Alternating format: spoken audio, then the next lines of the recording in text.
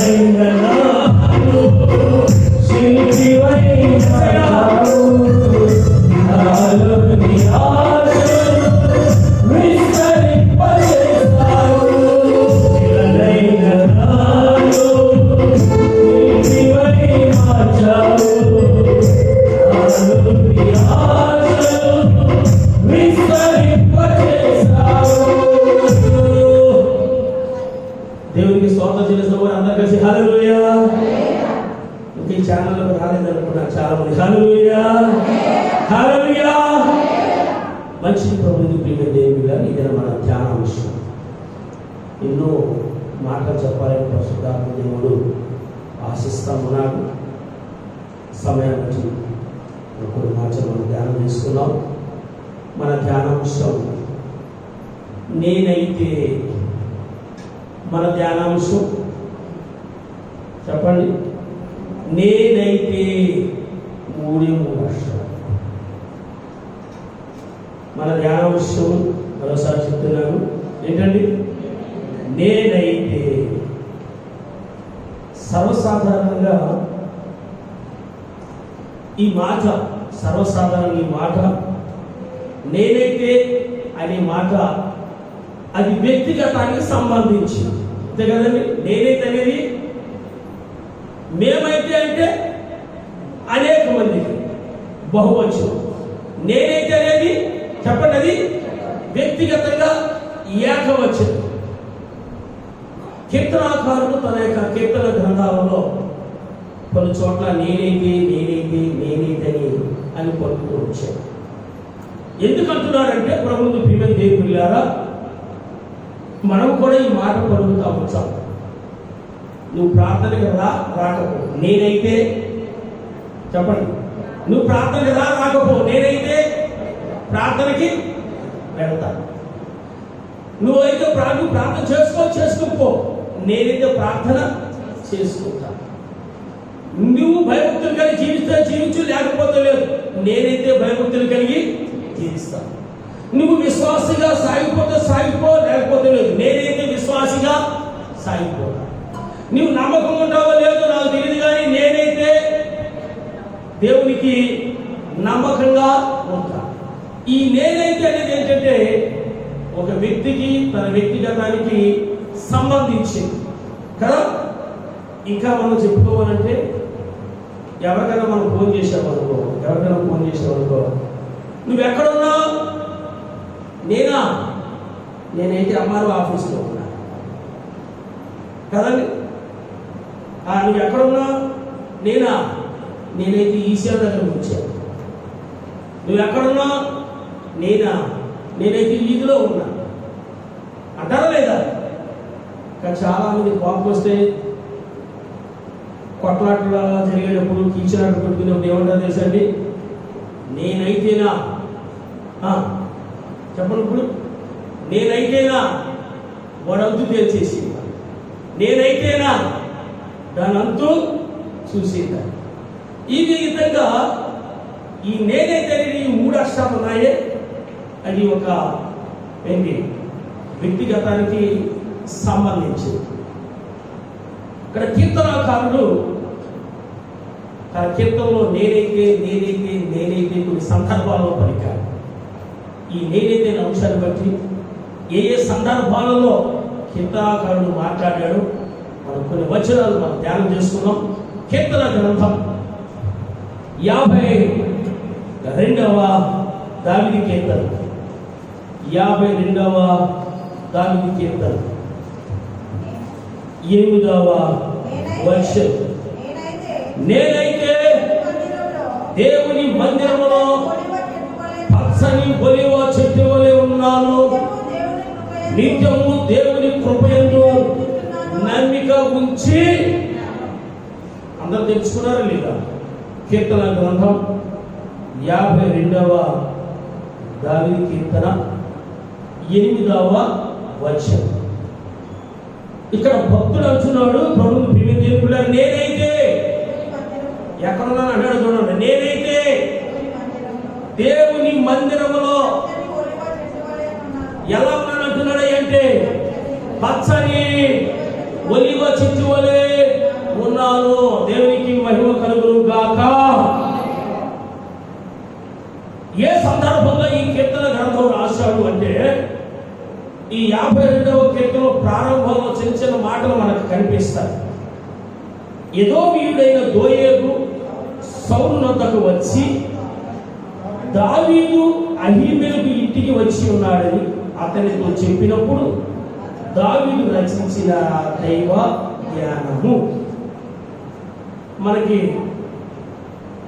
దీని గురించి మొదటి సమయంలో గ్రంథంలో కనపడతారు. చాలా జాగ్రత్తగా చెవులుగా పెట్టాడు.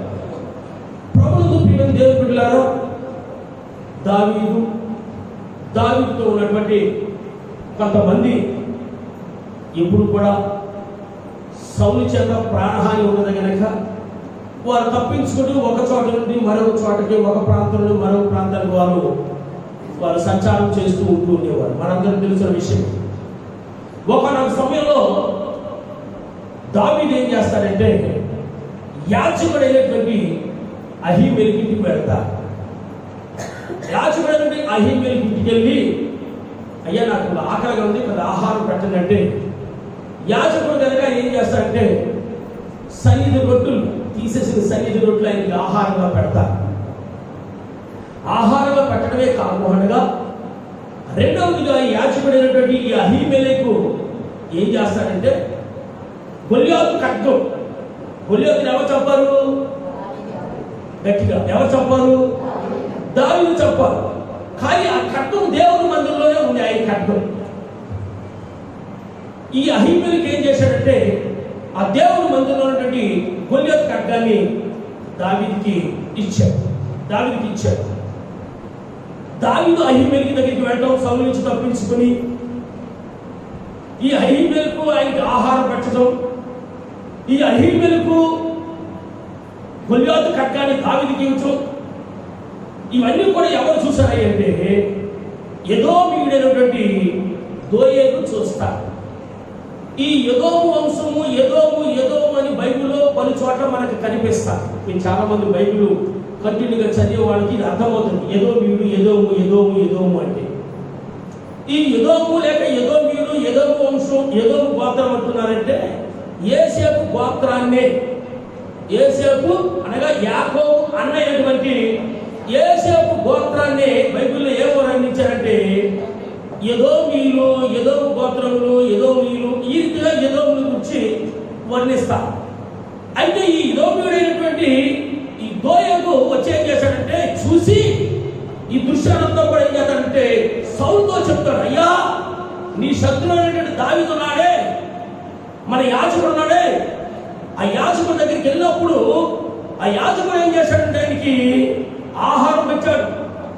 ఆహారం పెట్టడమే కాకుండా ఏం చేశాడు అంటే గొల్యాతు ఖడ్గాన్ని కూడా ఇచ్చాడు.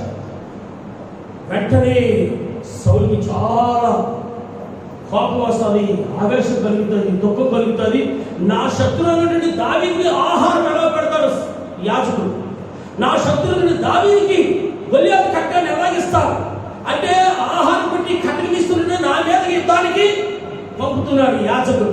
ఈ యాజకుడు బ్రతకడానికి వీలు లేదు అని చాలా జాగ్రత్తగా తన దగ్గర ఉన్నటువంటి సైనికులు అంటాడు, ఇదిగో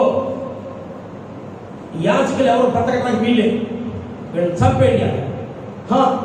చంపేయండి అన్నతో ప్రభుత్వం ప్రియమైన దేవుని పిల్లారా, సౌలుతో ఉన్నటువంటి యూదులు లేక ఇశ్రాయేలు వారు దేవుని బిడ్డలు గనక యాజకులను ముట్టకూడదని దేవుడు భయం వారు కలిగి ఉన్నారు గనక, యాజకులు దేవుని చేత ప్రతిష్ఠింపబడిన వారు గనక, యాజకులు దేవుని చేత అభిషేకింపబడిన వారు గనక మనం వారిని ముట్టకూడదు, వారిని తాకకూడదని రాజు ఆజ్ఞలకు కూడా వాళ్ళు భయపడకపోవడం దావీదుని చంపడానికి వాళ్ళు ఇష్టపడరు. అప్పుడు ఈ దోయేగు వ్యక్తి ఏం చేశాడు తెలుసా?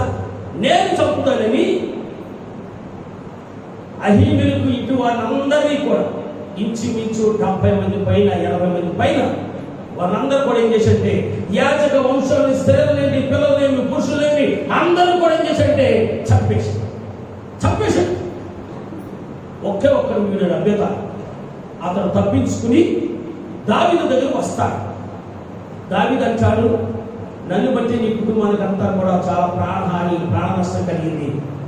మీ శత్రువు మా శత్రువు ఒకడే గనక నువ్వు నా దగ్గర ఉండు అని మరి ఆ యాజకుడు అహీమెలెకు కుమారుని ఏం చేసిన అభ్యర్థాన్ని తన దగ్గర ఉంచుకుంటాడు. ఆ యొక్క సన్నివేశాన్ని బట్టి కీర్తనకారుడు రాస్తాడు, ఎదోమీయుడైన దోయేగు సౌలు వద్దకు వచ్చి, దీనికి అర్థమవుతుంది, దావీదు అహీమెలెకు ఇంటికి వచ్చి ఉన్నాడని అతనితో చెప్పినప్పుడు దావీదు రచించిన దైవ ధ్యానం సూర్యుడా, చేసిన కీడును బట్టి నీవెందుకు అతిశయపడు? ఈ దోయగల వ్యక్తి ఏం చేశాడు? మేలు చేశాడా, కీడు చేశాడా? కాస్త గట్టిగా గట్టిగా. మేలు చేశాడా, కీడు చేశాడా? వాడు చేసిన కీడును బట్టి ఈ సౌలు రాజు యాజక వంశాలందరూ కూడా ఏం చేశాడు తెలుసండి? ఏం చేశాడు? అందరిని కూడా చంపించేశాడు. కానీ చూస్తున్న దేవుడు న్యాయాధిపతి గనక సౌలు కొడుకుని ఏ రీతిగా యుద్ధంలో చంపించాడు మనందరి తర్వాత. ఎవరు చంపించారు? అది ఎవరు చంపించారు? సౌలు గురించి నేను చెప్పాను 8 సంవత్సరం. ఎవరు చంపించారు? గట్టిగా చెప్పండి, గట్టిగా చెప్పండి అమ్మా. మీ నోళ్ళు మీరు సలహా మీరు చెప్పి కంటే శుభ్రంగా బర్రెల దగ్గర చెప్పుకుంటూ పెట్టండి. అయ్యా నమ్మో అన్నయ్య సౌలు గురించి 4 నెలలు 2 నెలలు కట్టు నేను చెప్పాను. ఎవరు చంపించారు సౌలు కొడుకుని? దేవుడే. నోరేమని నీకు? దేవుడే చంపించాడు యుద్ధంలో. దావీదు చంపకుండా దావీదు తప్పించి ఆ పాప పట్టకుండా దేవుడు ఏం చేశాడు చెప్పండి?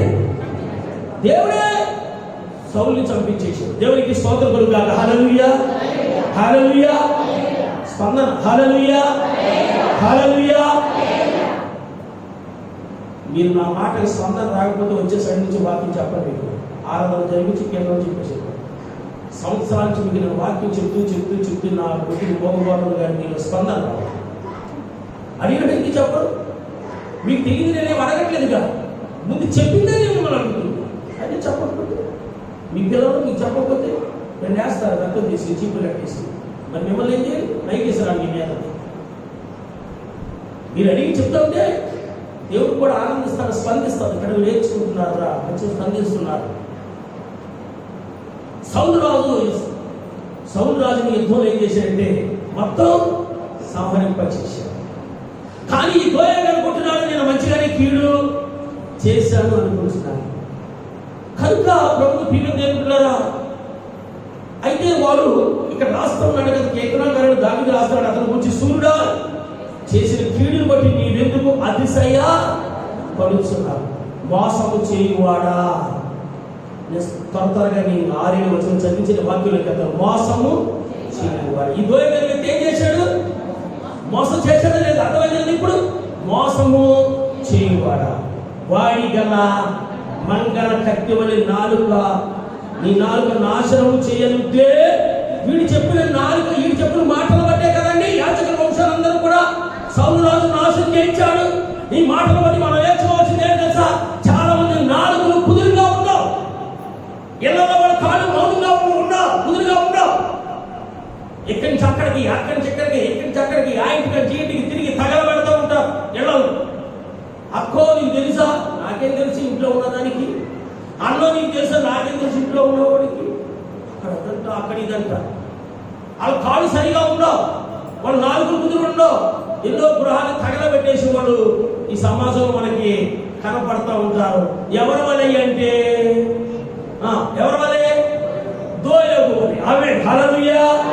ఒకవేళ దోయగు నాలుగు వలె మీరు నాలుగుంటే కనుక మంగళగతులతో కోసేసి, లేకపోతే వాటిని ఎందుకు ఏంటి నాశనం అయిపోతున్నాయి, ఎందుకు మొక్కలు కొల్లేరైపోతున్నాయి, సిద్ధమైపోతున్నాయి. మీ నాలుగు మీ సాధువులో పెంచుకో. మనం ముందుకు వెళదాం. మేలు కంటే కీడు చేయుటయు, నీతి పలుకుట కంటే అబద్ధం చెప్పుటయు నీకు ఇష్టం. కపటమైన నాలుక గలవాడా, అధిక నాశనకరములైన మాటలే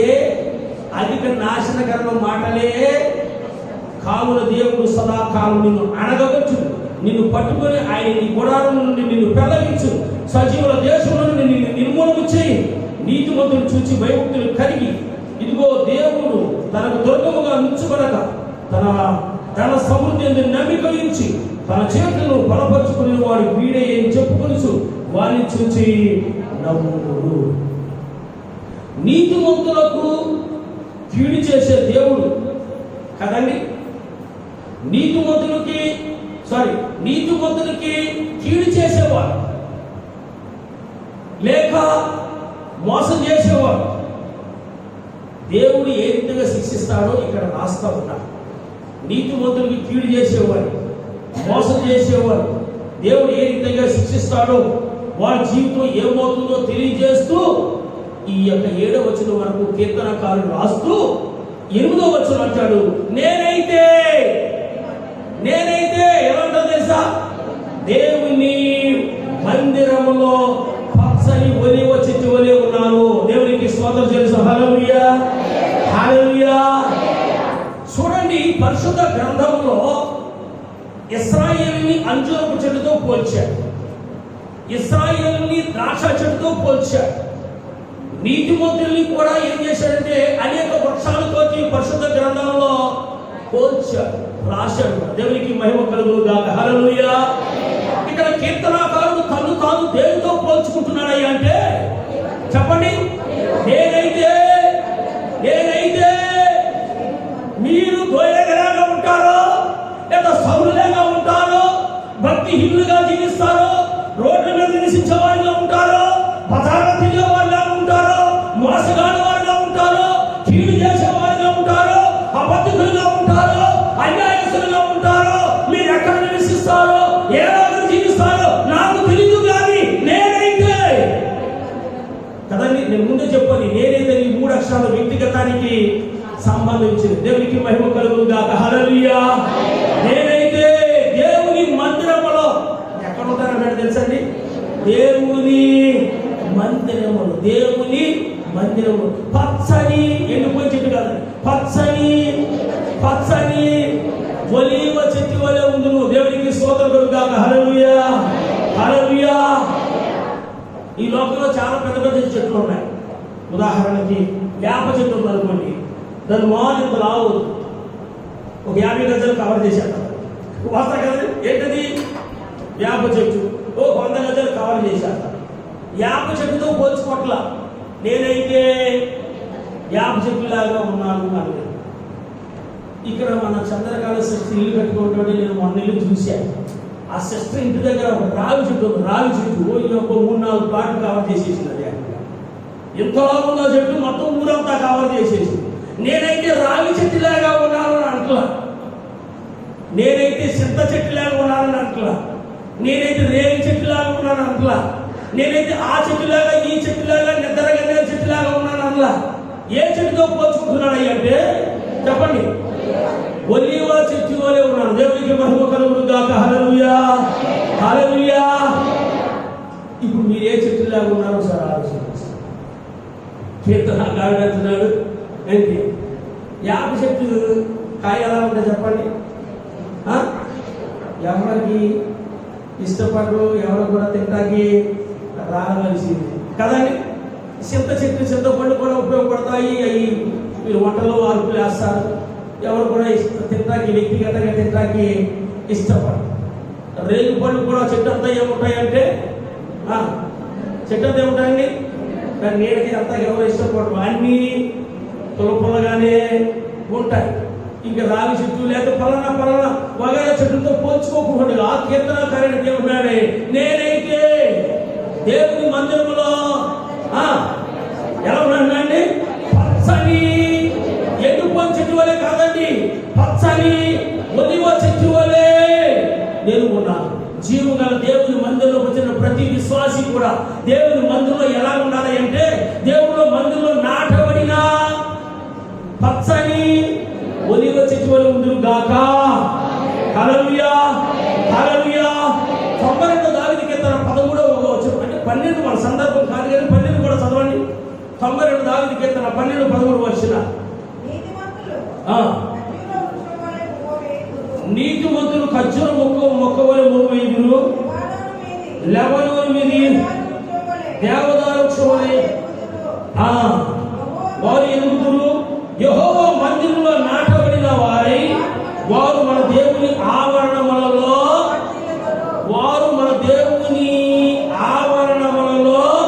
ఎక్కడ నాటబడిన వారై దేవుని మందిరములో నాటబడిన వారు.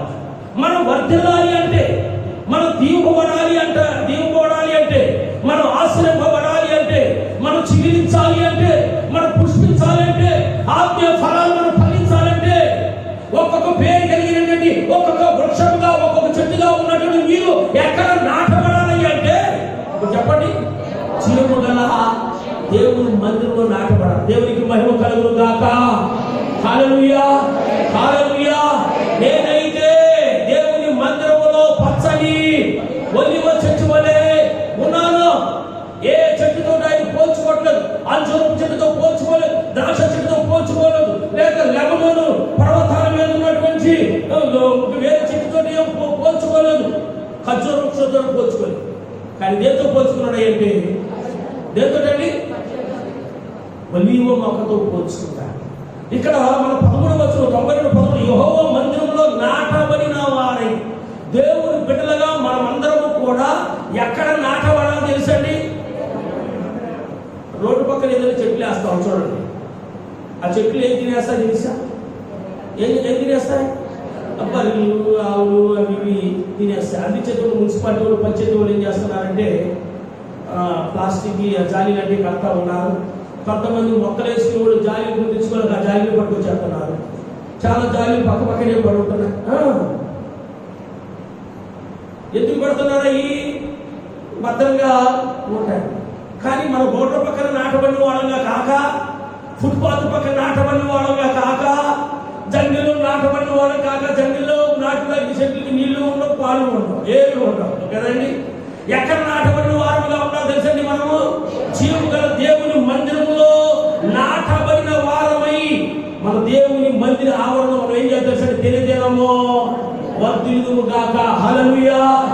నువ్వు వర్ధిల్లాలి అంటే, నువ్వు దీవింపబడాలి అంటే, నువ్వు ఆశీర్వదింపబడాలి అంటే, నువ్వు చికిత్సాలి అంటే, నువ్వు పుష్పించాలంటే, ఆత్మీయ ఫలాలు ఫలించాలంటే జీవం గల దేవుని మందిర ఆవరణలో నీవు నాటబడినప్పుడు మాత్రమే నువ్వు మొలకెత్తుతావు, నువ్వు పెరుగుతావు, నువ్వు చిగురిస్తావు, నువ్వు పుష్పిస్తావు, నువ్వు వర్ధిల్లుతావు. దేవునికి స్తోత్రం కలుగు గాక. హల్లెలూయా.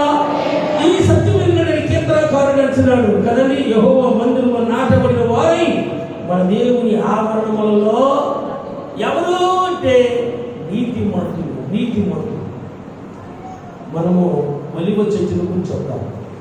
మన ధ్యానం ఏంటంటే, నేనైతే దేవుని మందిరములో ఎలా ఉంటున్నాయండి? పచ్చని ఎండిపోయిన చెట్టు నీడకి ఎవరైనా వెళ్తారా? ఎండి చెట్టు నీడకి ఎవరైనా వెళ్తారా? ఎందుకు వెళ్ళరు? నెంబర్ 1 ఎందుకు వెళ్ళరు? ఏంటమ్మా? నీడ ఉండదు. రెండోది, ఏ కొమ్మ ఇల్లు పొరవా పడతాదేమో కదండి. నెంబర్ 1 ఏంటంటే నీడ ఇవ్వదు. రెండోది ఏంటి?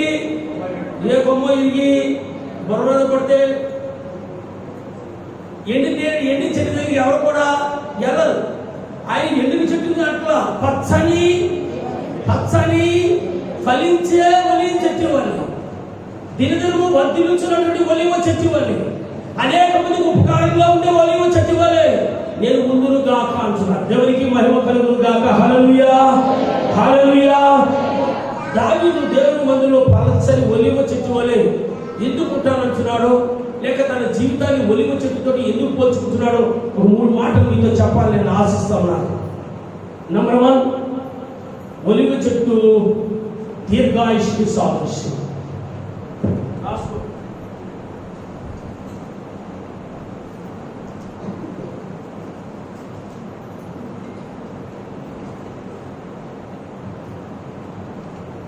ఒలీవ చెట్టు దీర్ఘాయుష్కి ఎందుకు పోల్చుకుంటున్నాడంటే, ఈ లోకములో ఉన్నటువంటి వృక్షాలన్నిటికంటే, ఈ లోకంలో ఉన్నటువంటి చెట్లన్నిటికంటే ఈ ఒలీవ చెట్టు ఎక్కువ సంవత్సరాలు జీవిస్తాయి. దీర్ఘాయుషు. దేవునికి స్తోత్రం కలుగు గాక. హల్లెలూయా, హల్లెలూయా.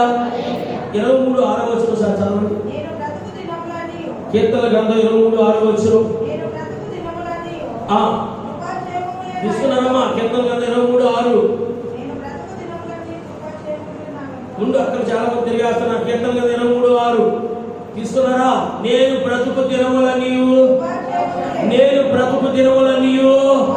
కృపా క్షేమములే నా వెంట, నేను బ్రతుకు దినములనియు కృపా క్షేమములే నా వెంట. 2వ వచనం కింద చిరకాలము నేను యెహోవా మందిరములో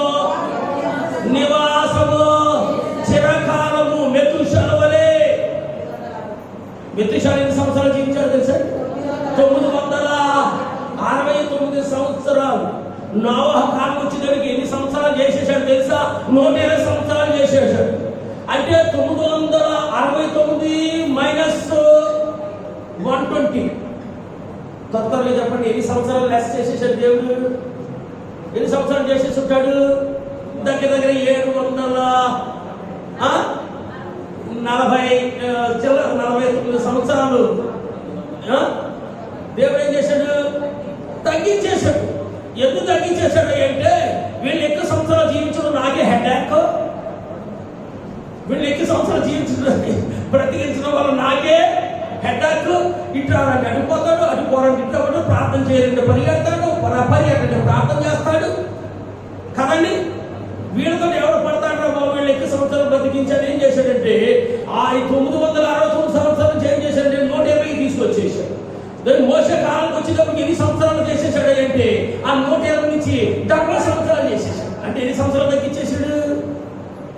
50 సంవత్సరాలు.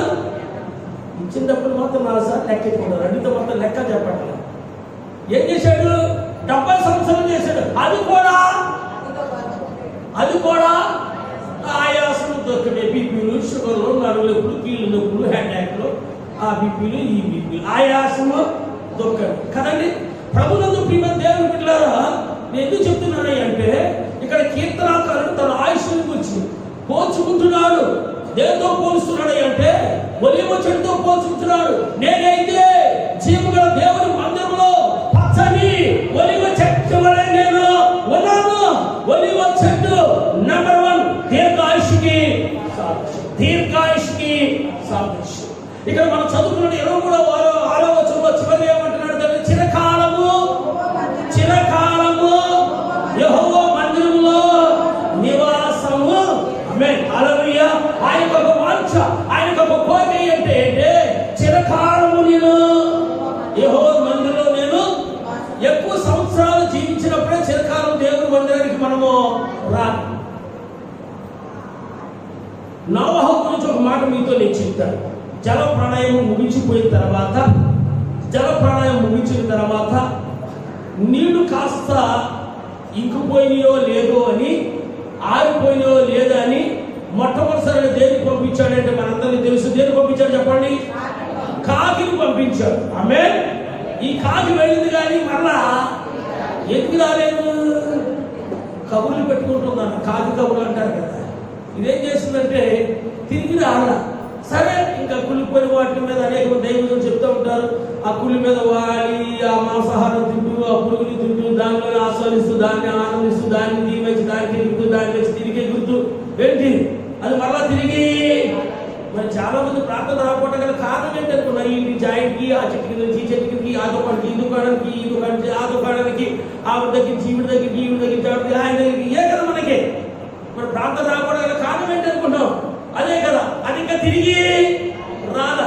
అరే 40 రాత్రులు 40 పగలు నా వాళ్ళ ఉంచుకున్నాను కానీ దీనికి బుద్ధి మాత్రమో చెప్పండి, బుద్ధి మాత్రమో. పుట్టి క్రైస్తవులు చెప్పుకుంటాము కానీ మన బుద్ధులు మాత్రమో తిట్టుకుంటున్నట్టున్నాను.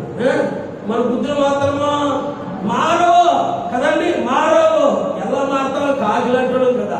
మంచిది ప్రభుత్వ ప్రియమ దేవుని పిల్లల. తర్వాత ఏం చేశాడంటే ఒక నల్ల పావురాన్ని పంపించాడు. తిరిగి 7 రోజుల తర్వాత వచ్చేసింది. తిరిగి వచ్చేసిన తర్వాత మళ్ళీ ఏం చేశాడు? 7 రోజుల తర్వాత మళ్ళా దాన్ని పంపించాడు. ఆదికాండం 8వ అధ్యాయం 10-11 వచన.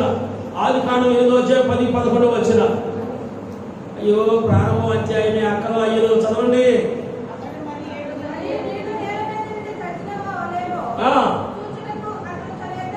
చూచుటకు అతడు తన యొద్ద నుండి ఏ పావురానమ్మా? మీరే పావురాన్ని ఇష్టపడతారు? నల్ల పావురాన్న, తెల్ల పావురాన్న? అసలు పావురం అంటే మనకు జ్ఞాపకం వచ్చింది ఏ రంగు కదా? గట్టిగా అసలు పావురం అంటే మనకు జ్ఞాపకం వచ్చింది ఏ రంగు? తెలుపు రంగు. ఇక్కడ ఏ రంగు? నల్ల రంగు. పావురాన్ని ఏం చేశాడంటే ఆయన 7 రోజుల తర్వాత దాన్ని ఏం చేశాడు తెలుసండి? విడిచిపెట్టేటప్పటికి అది అటు తిరిగి ఇటు తిరిగి చదవద్దాలి వాక్యం కంటిన్యూ చేయి.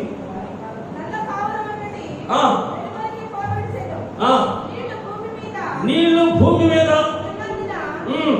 నీళ్లు భూమి మీద ఉన్నందున అరకాలు నిలుపుటకు దానికి స్థలము దొరకలేదు కనుక ఏం పట్టుకుని వచ్చింది? వస్తా ఏం చేసినామా చెప్పండి గట్టిగా.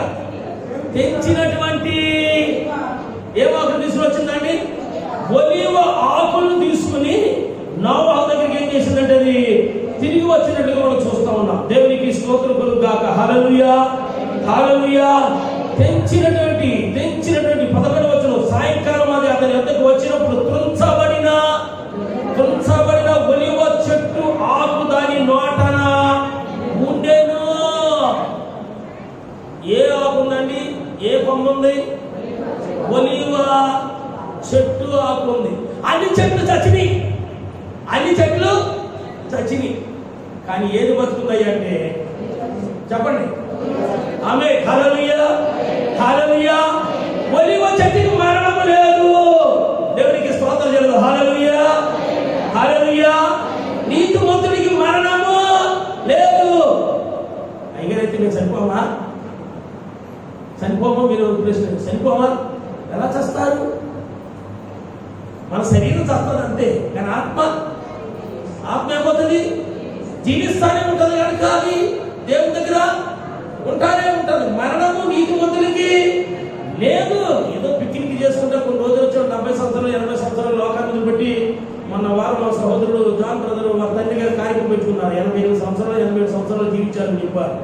ఈ దినాల్లో 70 సంవత్సరాలు బతకడం చాలా దేహాన్ని వదిలిపెట్టి వెళ్ళిపోయాడు. మన పిల్లలందరూ అంతే, వదిలిపెట్టి వెళ్ళాలి. కానీ దేవుని బిడ్డలు ఎక్కడికి వెళ్తారయ్యా అంటే దేవుని దగ్గర నివసిస్తారు. మరణము ఒలీవ చెట్టుకి ఏం లేదు తెలుసండి? మరణము లేదు. ఆమేన్ హల్లెలూయా హల్లెలూయా. మరణము లేదు కనుకనే కీర్తనకారుడైన దావీదు అంటున్నాడు, నేనైతే మరణము లేని, చెప్పండి, మరణము లేని ఒలీవ చెట్టు వలె దేవుని మందిరంలో నేను ఉండును. చిరకాలం దేవుని మందిరంలో నేను నివాసము. దేవునికి స్తోత్రం. హల్లెలూయా. ఈ శక్తి కలిగినటువంటి దావీదు దేనితో పోల్చుకుంటున్నాడంటే, దాన్ని ఏ చెట్టుతో పోల్చుకుంటున్నాడంటే చెప్పండి, ఒలీవ చెట్టుతోటి. ఆమేన్ ఆమేన్. నేను ప్రభుదాసుని పేరు కలిగిన వ్యక్తిని. నేను ఒక చెట్టుని ఇక్కడ కూర్చుంది, అన్న కూర్చుంటుంది, చిన్న చెట్టు, పెద్ద చెట్టు కాలేదు. పక్కన ఇంకొక అక్కడ కూర్చుంది పూజ అక్క. పూజ ఒక చెట్టు పేరు అనమాట. అక్కడ కూర్చున్న ప్రీతి అక్క, ఇంకా నయం అక్కడ కూర్చుంది, చాలా కాలం వచ్చింది నయం అక్క. ఏంటి మనం అందరూ కూడా ఏంటి ఒక్కొక్క చెట్టు అన్నమాట. ఒక్కొక్క చెట్టు. ఈయన ఏ చెట్టుతో పోల్చుకుంటున్నాడు అంటే చెప్పండి, ఒలీవ చెట్టుతో పోల్చుకుంటాడు. ఎందుకంటే ఒలీవ చెట్టుకి మరణం లేదు కనుక నాకు మరణం లేదు. దేవునికి మహిమ కలుగు గాక. జీవము గల దేవుని మందిరంలో ఎప్పుడు కూడా నేను ఎలా ఉంటానంటే చిరకాలం జీవిస్తాను, పచ్చగానే ఉంటాను, ఫలిస్తానే ఉంటాను, అనేక నీళ్ళు ఇచ్చేవారుగానే ఉంటాను, అనేక మంది ఆశీర్వాదకరంగా ఉంటాను, అనేక మంది దీవెనకరంగా ఉంటాను. ఆమేన్ ఆమేన్ ఆమేన్. రెండవది, ఒలీవ చెట్టు ఆశీర్వాదానికి ఫలభరితమైన జీవితాలకు సాదృశ్యంగా ఉంటాం. ఒలీవ చెట్టు ఆశీర్వాదానికి ఫలభరితమైన జీవితానికి సాదృశ్యంగా ఉంటాం. 128వ దావీదు కీర్తన 3వ వచనం. మీరందరూ చెప్పారు, బయట తిరిగే ఇక్కడ లేకుండా. అమ్మా నీలో గిట్ట నీ భార్య ఎలా ఉంటుందన్నా అండి? చెప్పండి అమ్మ అక్కలో. మీరందరూ కూడా మా అయ్యకి భార్యలు కదా. భార్యలో లేదా భారాలు? భారాలనే కదండి. ఇక్కడ మనం చదువుకున్న 3వ వచనంలో వచ్చినాడు, నీలో గిట్ట నీ భార్య ఫలించు, ద్రాక్షావళి ముందురు, నీ భోజన ఫలించు, నీ పిల్లలు ఒలీవ మొక్కల వలె. నీ భోజన ఫలించు, నీ పిల్లలు ఎలా ఉంటారన్నా తెలుసండి? ఒలీవ మొక్కలు. పిల్లల్ని దేనితో పోలుస్తున్నాడు అంటే, దేనితో పోలుస్తున్నాడు చెప్పండి. ఇక్కడ పిల్లల్ని ఒలీవ మొక్కలతో పోలుస్తున్నాడు. దేవునికి స్తోత్రం చేస్తాడు. హల్లెలూయా హల్లెలూయా. ఈ పిల్లల గురించి మనందరికీ బాగా తెలుసున్న విషయమే. 127 పైన ఉంటుంది. 3వ వచనం అంటాడు, కుమారుడు యోహాను గురించి స్వాస్థ్యము గర్భఫలం ఆయన ఇచ్చు. ఈ గర్భఫలాలు ఆడపిల్లలు కానివ్వండి, మగ పిల్లలు కానివ్వండి, ఈ గర్భఫలాలు అనేటువంటి వారు ఉన్నారే, దేవునిచ్చే అది ఆశీర్వాదం అన్నమాట. దేవునిచ్చే ఒక విధమైనటువంటి బహుమానం అన్నమాట. ఈ ఆశీర్వాదంతో కూడుకున్నటువంటి ఈ పిల్లలు, ఈ బహుమానాలు ఎలా ఉంటారంటున్నారు అంటే, నీతిమంతుల యొక్క గృహాలలో, భయభక్తులు కలిగిన వారి యొక్క గృహాలలో ఏంటి ఉంటారు? భోజన బల చుట్టూ ఒలీవ మొక్కల వలె ఉంటారు అంటున్నారు. నిజంగా ఎవరి డైనింగ్ టేబుల్ చుట్టూ కుర్చీలే ఉంటాయి తప్ప ఒలివ చెట్లే ఉండవు. డైనింగ్ టేబుల్ చుట్టూ ఏముంటాయి? కుర్చీలు ఉంటాయి. వాటి మీద కూర్చుని భోజేసేవాడు. చెట్లు ఉంటాయా? కానీ ఇక్కడ ఒలివ చెట్లతో పోలుస్తున్నాడు. భోజన బల్ల చుట్టూ ఉన్నటువంటి ఒలివ చెట్లు అనగా ప్రభుత్వ ప్రియమైన దేవుని బిడ్డలారా, ఈ ఒలివ చెట్లు దేనికి సాదృశ్యంగా ఉంటున్నాయి అంటే ఆశీర్వాదానికి, ఫలభరితానికి సాదృశ్యంగా ఉంటున్నాయి కనుక ఇక్కడ కీర్తనకారుడు అంటున్నాడు, నేను నా దేవుని మందిరంలో నాటబడిన వాడినై అనేక మందికి ఆశీర్వాదకరంగా ఉంటాను, అనేక మందికి దీవెనకరంగా ఉంటాను, అనేక మందికి నేను క్షేమదాయకంగా ఉంటానని సత్యం ఎరిగినటువంటి కీర్తనకారుడు అంటున్నాడు, నేనైతే నా దేవుని మందిరంలో పచ్చని ఒలీవ చెట్టు వలె. దేవునికి స్తోత్రం కలుగుగాక. హల్లెలూయా. ఏ రీతికైతే ఒలీవ చెట్టు దీర్ఘాయుష్కి సాదృశ్యము, మరణము లేదు, జీవగల దేవుని బిడ్డలకు కూడా మరణము లేనే కదండి. ఎందుకంటే మనము పునరుత్థానం జీవము ఆయనే ఉన్నాడు. నా యందు విశ్వసించువాడు ఏంటి? చనిపోయినను తిరిగి బ్రతుకుతాడు. అంటే శరీరం చనిపోయినా కానీ అతను తండ్రి దగ్గరికి చేస్తాడు. మరణము లేదు. రెండవదిగా ప్రభువు ప్రియమైన దేవుని బిడ్డలారా, ఈ ఒలివ చెట్టు దేవునికి సాదృశ్యంగా ఉంటుందంటే ఆశీర్వాదానికి. మనం అనేక మందికి ఎలా ఉన్నా తెలుసా అండి? ఆశీర్వాదకరంగా ఉన్నారు. ప్రభువు ప్రియమైన దేవుని బిడ్డలారా, అబ్రహామును దేవుడు ఆశీర్వదిస్తుంటాడు, నువ్వు అనేకులకు ఆశీర్వాదకరంగా ఉండు అన్నాడు. మనం అనేక మందికి ఎలా ఉండాలి అంటే ఆశీర్వాదకరంగా ఉండువు గాక. నేను 3వ పాయింట్లో చెప్తున్నాను. ప్రభువు ప్రియమైన దేవుని బిడ్డలారా, ఒలివ చెట్టు ఎన్నో రకాల ఔషధాలకు, అనేకులకు ఉపయోగకరంగా ఉంటారు. ఒలివ చెట్టు అనేక రకాల ఔషధాలకు, ఎన్నో రకాల ఔషధాలకు, అనేకులకు ఉపయోగకరంగా ఉంటారు. ఇప్పుడు మీరు చాలా టీవీలో యాడ్ల గట్రా చూస్తున్నారు అనుకుంటా. ప్రతిదానికి ఏం ఆయిల్ గురించి చెప్తున్నారు తెలుసండి? ఒలీవ ఆయిల్, ఒలీవ ఆయిల్. ఇంకో విషయం నేను చెప్తాను ఈ ఒలివ చెట్ల గురించి. ఈ ఒలివ చెట్లు ప్రపంచంలోకి ఎక్కడ మొలవండి. ప్రపంచంలో అంటే నేను విన్న మాట, మనం వెళ్ళి చూడలేదు కానీ ఎక్కడ మొలవంట. ఎక్కడ మొలుస్తాయి అంటే ఓన్లీ దేవుడు ఆశ్రయించినటువంటి ఆ ఇజ్రాయెల్ దేశంలోనే మొలుస్తాయి. దేవునికి మహిమ కలుగును గాక. హల్లెలూయా, హల్లెలూయా. ఉదాహరణకి ఆంధ్రప్రదేశ్లో మంచి నేలలు ఉన్నాయి, కానీ అక్కడ ద్రాక్ష చెట్టు మొలవు మొలుస్తుందండి. మొలవు. ఇక్కడ అన్ని రాళ్ళు, గొప్పలు, కంకరం, ఇసుక నేలే. ఇక్కడ ఏమొచ్చేస్తాయి? ద్రాక్ష చెట్టు వచ్చేస్తాయి. కాశ్మీర్ కేసు అంతా బర్ఫే. అక్కడ చక్కటి యాపిల్ పళ్ళు పొందుతాయి. మనంతా ప్లేన్ నేలే. పొందుతాయా? పండు ఏ చూడండి. ఇప్పుడు మన తెలంగాణలో కొన్ని నాటుతున్నారు. కాఫీ తోటలో కొన్ని స్టేట్లో బాగా పండుతాయి. ఉదాహరణకి కేరళలో, పక్కనటువంటి కర్ణాటకలో బాగా పండుతారు. కానీ మనకి పండదు. అరకులో వేసి బాగా పండిస్తున్నారు. ఎందుకంటే కొన్ని వృక్షాలు కొన్ని ప్రాంతాల్లో అక్కడ వాతావరణం బట్టి అవి ఏం చేస్తాయి? మొలుస్తాయి, ఫలిస్తాయి.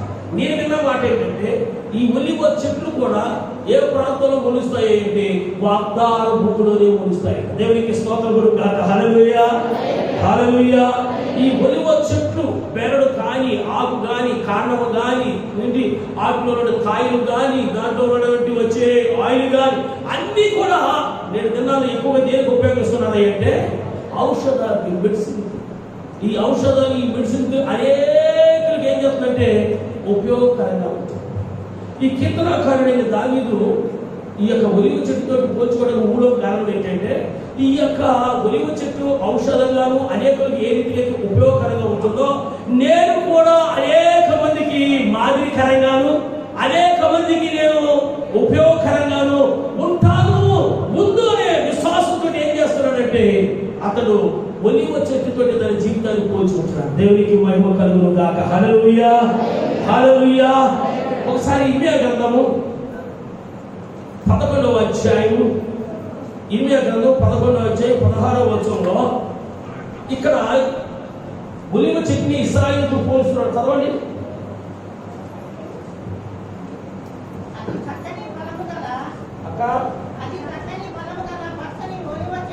అది చక్కని ఫలము గల పచ్చని ఒలివ చెట్లని యెహోవా నీకు ఇశ్రాయేలు గురించి మాట్లాడుతూ ఇర్మియా 11:16 ఇశ్రాయేలు గురించి మాట్లాడుతూ ప్రభువుని ప్రియమైన దేవులారా, ఇక్కడ దేవుడు ఈ యొక్క ఒలివ చెట్టు గురించి మాట్లాడుతూ ఉన్నాడు. 11 మనం 16లో చూసినట్లయితే అది చక్కని ఫలము గల, ఏ ఫలం అండి? చక్కని ఫలము గల, చక్కని ఫలం. దీని నుంచి వచ్చే ఈ ఫలాలు లేక ఈ పండ్లు లేక ఈ కాయలు ఉన్నవే. ఇప్పుడు చాలా మంది మీరు యాడ్లు కూడా చూస్తూ ఉండొచ్చు. ఒలివాయితులు మాలిష్ చేసుకోండి, ఒలివాయితులు వంటలు చేసుకోండి, ఒలివాయిలు రాసుకోండి, మీ గుళ్ళు తిరుగుతాయి. ఎక్కువగా ఏంటి వీటి నుంచే బాగా ప్రచారణ బాగా చేస్తున్నారు. మాకైతే దొరకదు కనుక అది దిగుమతి వస్తూ ఉన్నాయి. ఇక్కడ మనం చూసినట్లయితే అది చక్కని ఫలము గల పచ్చని ఎండిపోయిన చెట్టు కదండి, పచ్చని ఒలివ చెట్టని యెహోవా నీకు పేరు. ఇది ఇశ్రాయేలు గురించి మాట్లాడుతూ పచ్చని ఒలివ చెట్టని యెహోవా నీకు పేరు ఇచ్చాడు. ఆ రెండో భాగం కూడా చదివిస్తాను. ఆ రెండో భాగం దేని గురించి? గొప్ప తుఫాను ధ్వనితో దాని మీద మంట పెట్టగా దాని కొమ్మలు విరిగిపోవుచున్నవి. మళ్ళా చదువు వాక్యం. గొప్ప తుఫాను ధ్వనితో దాని మీద మంట పెట్టగా, గొప్ప తుఫాను ధ్వనితో దాని మీద మంట పెట్టగా అనగా నెబుకద్నెజరు రాజు ఒలివ చెట్టుని మీ మీదకి వచ్చి దాడి చేస్తాడు. ప్రవచనాత్మకంగా ఇవిగా చెప్తాడు అనమాట. కొమ్మలుగా ఉన్నటువంటి మీరందరూ కూడా ఏమైపోతారని విరిగి నశించిపోతారు అంటారు. అలాగే వల్ల చూడండి. గొప్ప తుఫాను ధ్వనితో దాని మీద మంట పెట్టగా దాని కొమ్మలు విరిగిపోవు, గొప్ప నష్టం జరుగుతుందని ప్రవచనాత్మకంగా చెబుతూ ప్రభువు ప్రియమైన దేవుళ్ళ ఇక్కడ మరి ఇశ్రాయేలు దేంతో పోలుస్తున్నాడు అంటే పచ్చని ఒలివ చెట్టుతో పోలుస్తాడు. కనుక ప్రభువు ప్రియమైన దేవుళ్ళ మూడవదిగా ఒలివ చెట్టు దేనికి సాదృశ్యం ఉన్నాయంటే ఎన్నో ఔషధాలకు అనేకులకు ఉపయోగకరంగా ఉన్న రీతిగా నేనైతే అనేకులకి ఉపయోగకరంగాను అనేకులకు నేను ఆశీర్వాదకరంగా ఉంటాను. ఈ ఒలివ చెట్టును గురించి ఎన్నో మాటలు పరిశుద్ధ గ్రంథంలో మనకు కనపడతాయి. కనుక ప్రభువుకు ప్రియమైన దేవుళ్ళారా, ఈ సత్యం ఎరిగినటువంటి కీర్తనాకారుడైనటువంటి ఏంటి దావీదు అంటున్నాడు 52:8 వచనంలో, నేనైతే చెప్పండి, నేనైతే దేవుని మందిరములో పచ్చని ఒలివ చెట్టు వలె, ఏ చెట్టు వలండి? పచ్చని. మనము మన జీవితాలు కూడా దేవుని మందిరంలో నాటబడిన పచ్చని ఒలివ చెట్టు వలె నంబర్ 1 దీర్ఘాయుషు కలిగి జీవించుదుము గాక. నంబర్ 2 అనేక మందికి మనం ఆశీర్వపడుతూ అనేక మందికి ఆశీర్వాదకరంగా ఉందుము గాక. నంబర్ 3 మూడవదిగా ఫలవంతమైన జీవితానికి అనేకులకి మనము ఉపయోగకరంగా ఉందుము గాక. హల్లెలూయా. ఆ 52వ వచనంలో చూసినట్లయితే, ఆ 52వ భాగం మనం చూసినట్లయితే, నిత్యము దేవుని కృపయందు నమ్మిక ఉంచి, అంటే మనం చదువుకున్న 52:8 రెండో భాగంలో మనం చూసినట్లయితే, నిత్యము దేవుని కృపయందే నమ్మిక ఉంచి, నిత్యము ఏమన్నాడండి? నిత్యము ఏదో ఒక రోజు 2 రోజులు, ఒక వారం, 2 వారాలు, 1 నెల, 2 నెలల్లో కాకుండా నిత్యము. మన భక్తిలో ఎలా ఉంటుందో తెలుసండి? భక్తిలో వర్షాకాలం వచ్చే తుఫాను లాగా ఉంటుంది మన భక్తి. వర్షాకాలం వచ్చే తుఫాను లేక వచ్చేది తుఫాను. అయ్యి బాబు ముసురు పట్టేసిందేమో, ఇంకా బట్టలు ఏమి ఉతుకుతాంలే, పనులు ఏం చేసుకుంటాంలే, మొత్తం బంధు. ఆ మేఘం చూసి, ఆ తుఫాను చూసి గాలి వేసి అంటే వెళ్ళిపోతుంది. అరగంటలో అంటే ఎండ వచ్చేది. ఎంత ఎండ వచ్చేసిందో. బట్టలు ఉతుకున్నాం అనుకున్నా, నీ మబ్బు చూసి బట్టలు మానేశాను. లేదు బయటకు వెళ్దాం అనుకున్నా, నీ వర్షం చూసి మానేస్తున్నాను. ఎంత ఎండ వచ్చేసిందో. దడ బయటకు వచ్చావు, గుడ్లోంచి పనులు స్టార్ట్ చేసావు. మరలా ఈశాన్య వైపు నుంచి మాకు వచ్చి దబ్బడింది. ఇంతరానే ఎండ, ఇంతరానే. మన భక్తి ఎలా ఉంటుందో తెలుసా అండి? వస్తావా, ఒక నెల 4 వారాలు దబ్బ అంతకంటే ముందు వస్తావు. మారేస్తావా, కంటిన్యూ 2 నెలలు మారేస్తావు. తుఫాన్లాగా ఎండలాగా మన భక్తులు అన్నమాట. ప్రార్థన చేసుకుంటావా, 3-4 రోజులు కంటిన్యూ ఉపవాసం, దేవ తోతలు రక్షించి బాబు, నీ దౌర్భాగ్యాలు ఆరిపోయాలి, నిలిపోయాలి, పక్కసిపోయారు, ప్రభా క్షమించి చెప్తాం. మానేసుకుంటావా, పూర్తిగా ప్రార్థన మానేసుకుంటాం. మన భక్తి, మన విశ్వాసం ఏంటంటే వర్షాకాలం తుఫాన్ లాంటిది అన్నమాట. ఇక్కడ అంటున్నాడు నిత్యము. అవే నిత్యము 365 రోజులు. నేను మన శుక్రవారం మాట చెప్పాను.